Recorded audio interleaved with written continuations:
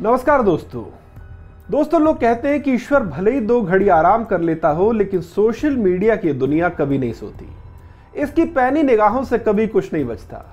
और इन्हीं पैनी निगाहों में रविवार के दिन एक ऐसी पोस्ट आई जिसने सोशल मीडिया पर, खास तौर पर ट्विटर पर खलबली मचा कर रख दी। कुछ यूजर ने पाकिस्तान के हुंडई के एक डीलर की पोस्ट को शेयर किया।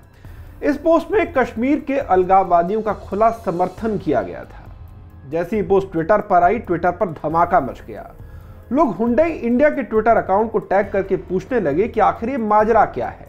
लोग उनसे सवाल करने लगे कि एक राजनीतिक मामले में, वो इतने संवेदनशील मामले में, एक स्टैंड लेने की और इस तरह की वाहियात बात करने की जरूरत क्या थी।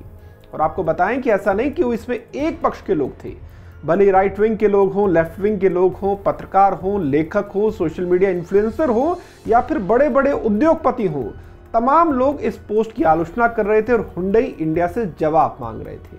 कुछ लोगों का तो यह भी कहना था कि हुंडई इंडिया से जब उन्होंने जवाब मांगने की कोशिश की गई तो बदले में ट्विटर पर हुंडई इंडिया ने उन्हें ब्लॉक कर दिया। लेकिन हुंडई इंडिया की तरफ से देर शाम एक जवाब आया, एक स्टेटमेंट आया। इस स्टेटमेंट में कहा गया कि देखिए, हम तो भारत के राष्ट्रवाद का जो है पूरा सम्मान करते हैं, हम 25 सालों से अपनी सेवाएं दे रहे हैं और किसी भी ऐसी पोस्ट के लिए हमारी आलोचना ठीक नहीं है जिससे हमारा सीधे तौर पर कोई लेना देना नहीं है। और इसके अलावा स्टेटमेंट में कुछ इसी तरह की एक आध बात और की गई थी। लोग इस स्टेटमेंट के बाद और ज्यादा भड़क गए। लोगों का कहना कि इतना घुमा फिरा के बातें करने के बजाय आपने सीधे तौर पर माफी क्यों नहीं मांग ली। और आपको बताएं, इस बात के बाद और विवाद बढ़ा। लोगों ने कहा कि अब भी आप बहानेबाजी कर रहे हैं। लोग हुंडई इंडिया को ये याद दिलाने लगे कि भैया आप ये तो देख लीजिए कि आपका कारोबार क्या है।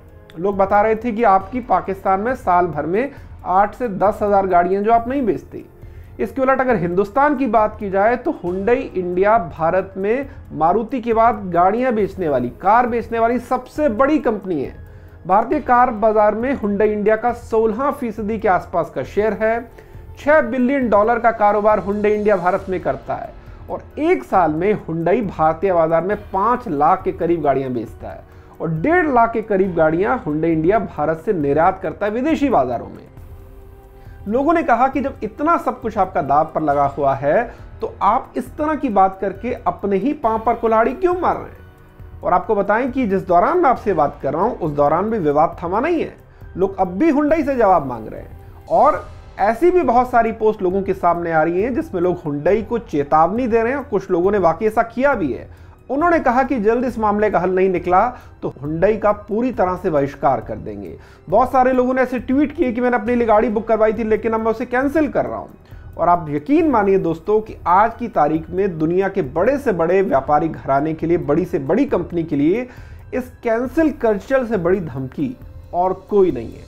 आपको याद होगा कि इससे पहले आमिर खान ने जब एक बयान दिया था तब उसके बाद किस तरह से बड़े पैमाने पर लोगों ने स्नैपडील की ऐप को अनइंस्टॉल किया, उस प्ले स्टोर पर जाकर उसकी नेगेटिव रेटिंग की।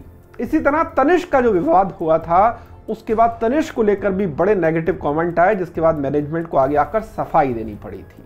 तो आज की तारीख में ये जो बहिष्कार की धमकी, ये जो कैंसिल कल्चर है, इससे दुनिया की बड़ी से बड़ी कंपनियां कांपती हैं। जाहिर तौर पर हुंडई इंडिया भी इस धमकी को, इस खतरे को अच्छे से समझती होगी और हम भी उम्मीद करते हैं कि जल्द ही जल्द उनकी तरफ से ऐसी कोई सफाई आएगी, ऐसा कोई ठोस कदम उठाया जाएगा जिस पर माफी मांगी जाएगी या माफी जैसी कोई बात की जाएगी, इस तरह का आश्वासन दिया जाएगा कि आइंदा ऐसा कुछ नहीं होगा।